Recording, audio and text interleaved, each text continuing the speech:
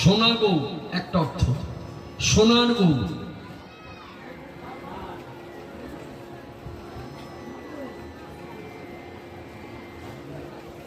মাঝখানে দিয়েছে।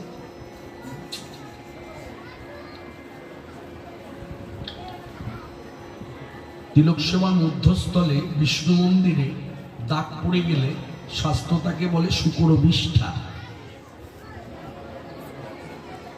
এই জায়গাগুলো আমরা কেউ বুঝি না, শুনি। ওই যে ঠাকুর রামকৃষ্ণ পরমহংসদেবের একটি দার্শনিক চিন্তাধারায় একটা উপমা স্বরূপ কথা আছে, ভক্তি রাজ্যে। নাকতে রেখে থাক, এই নাকতে রেখে থাক, এটা একটা বোর্ড।